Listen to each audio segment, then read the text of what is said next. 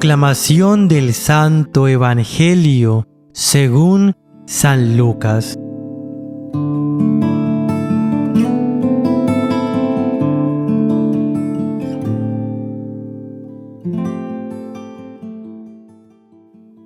En aquel tiempo, cuando Jesús iba de camino a Jerusalén, pasó entre Samaria y Galilea.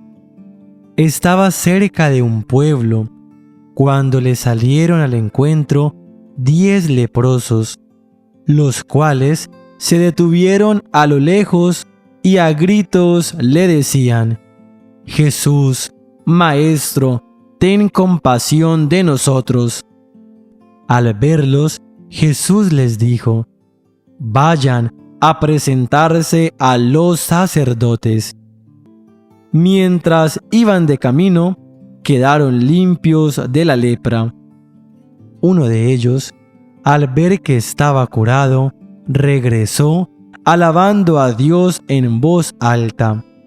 Se postró a los pies de Jesús y le dio las gracias. Ese era un samaritano. Entonces dijo Jesús: ¿No eran 10 los que quedaron limpios? ¿Dónde están los otros 9? No ha habido nadie fuera de este extranjero que volviera para dar gloria a Dios. Después le dijo al samaritano: Levántate y vete, tu fe te ha salvado. Palabra del Señor. Gloria a ti, Señor Jesús.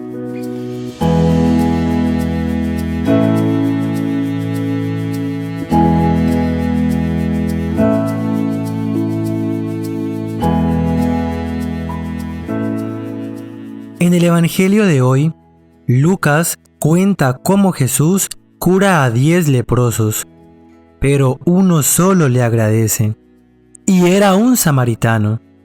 La gratitud es otro tema muy propio de Lucas. Vivir con gratitud y alabar a Dios por todo aquello que recibimos de Él. Por esto, Lucas habla muchas veces de que la gente quedaba admirada y alababa a Dios por las cosas que Jesús hacía. Meditemos, mis queridos hermanos, los siguientes 2 puntos.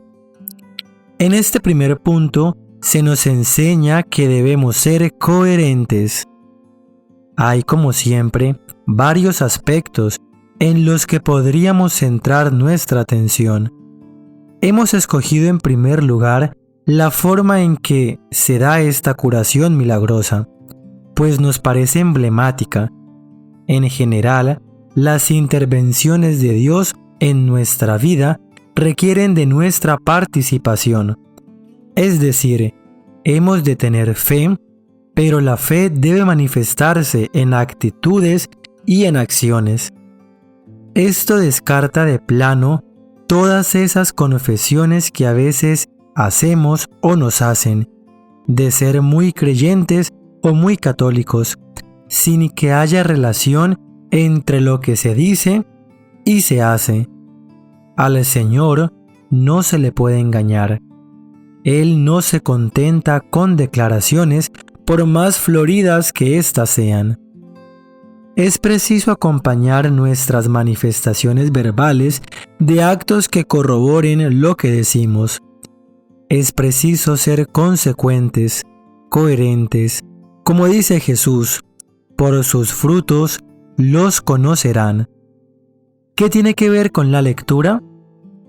Que oído el mandato de Jesús, los 10 leprosos, sin titubear ni plantear interrogantes, sin esperar explicaciones, se pusieron inmediatamente en marcha.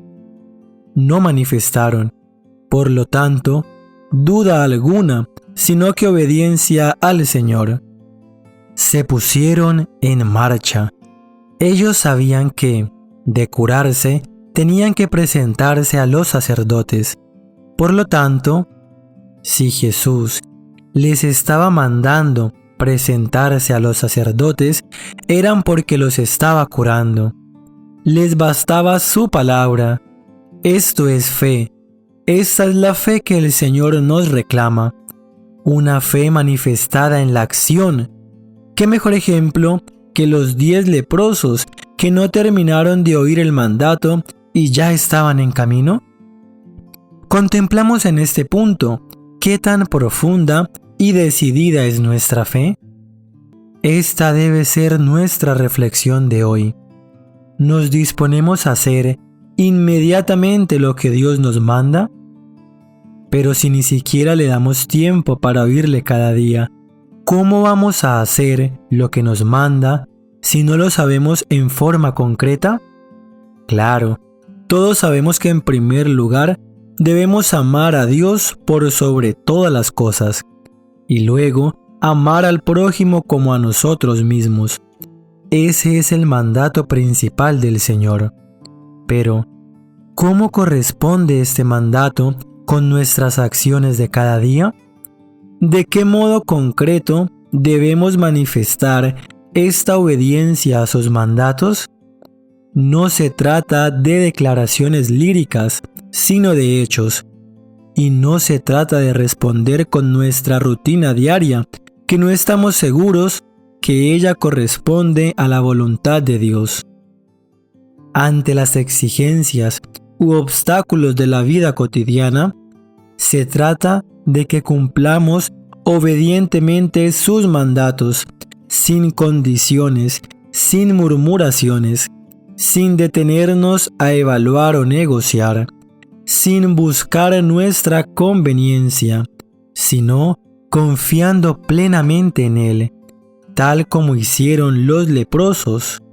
Si cada día nos pusiéramos a cumplir con el mandato que nos da el Señor, con seguridad nuestras vidas serían muy distintas.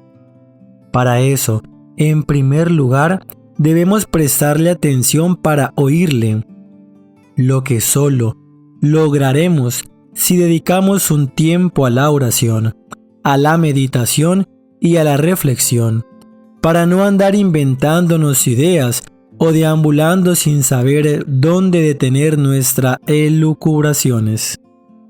Lo más aconsejable será acudir a la lectura diaria de los Evangelios. Por eso precisamente la Iglesia propone una lectura distinta para cada día del calendario litúrgico, de modo tal que no leamos al azar, sino aquello que el Espíritu Santo nos recomienda a través de la Iglesia. Solo así llegaremos a aproximarnos al conocimiento de Jesús y con él a la voluntad de Dios.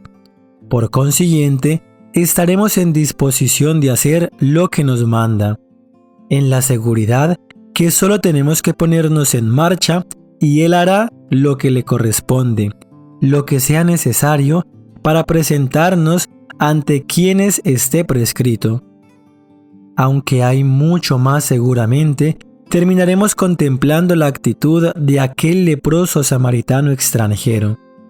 Siempre es la actitud del foráneo, del que se sabe distante y por lo tanto no merecedor de tan grande gracia, la del que no puede dejar de regresar a agradecer. Este debía ser nuestro ejemplo, para no andar engriéndonos como si lo mereciéramos todo. Es frecuente que quien se encuentra adentro, casi no importa de qué, se acostumbra de tal modo a lo que tiene, que no se dé cuenta del privilegio que tiene y la gracia derramada sobre él. Así nacemos en hogares católicos, bien conformados, con una buena familia, asistimos a buenos colegios y recibimos una buena educación para terminar renegando de la fe de nuestros padres, subestimándolos como si no les hubiera costado mantenerla y subestimándola como si fuera cualquier cosa. A veces resulta fácil y cómodo mantenerse en esta posición caprichosa, más propia de niños engreídos. No queremos enterarnos de cuál ha sido el precio que Jesús ha tenido que pagar por nuestra salvación. Preferimos no entrar en detalles como si lo mereciéramos. Todos fueron curados, pero tan solo uno fue salvado, porque supo reconocer de dónde vino esta gracia. Volviendo a dar gloria a Dios, aprendamos a agradecer, aprendamos a glorificar al Señor tras cada una de las gracias que nos concede. Estas son muchas cada día. Demos gracias a Dios. Es momento de interpelarnos con las siguientes preguntas. ¿Y tú sueles agradecer a las personas? ¿Agradeces por mera costumbre o por convicción? Y en la oración, ¿agradeces o olvidas? Vivir en la gratitud es una señal de la presencia del reino en medio de nosotros. ¿Cómo transmitir para los demás la importancia de vivir en la gratitud y en la gratuidad? Oremos, mis queridos hermanos. Padre Santo, ayúdanos a entender que debemos mantener una relación más constante, perseverante y fluida contigo, buscándote cada día, oyéndote, haciendo lo que nos mandas y agradeciendo por todo lo que haces por nosotros, reconociendo que sin tu gracia nada sería posible. Te lo pedimos por nuestro Señor Jesucristo, que vive y reina contigo en unidad del Espíritu Santo por los siglos de los siglos. Amén. ¡Ánimo! Dios te bendiga infinitamente mucho. Te ha acompañado en esta reflexión tu hermano Alberto del canal Católicos en Acción. Si este video te ha gustado, bendícenos con un like y suscríbete a nuestro canal. Somos Red Católica. Que el Señor Todopoderoso nos bendiga en este día, en el nombre del Padre, del Hijo y del Espíritu Santo. Amén.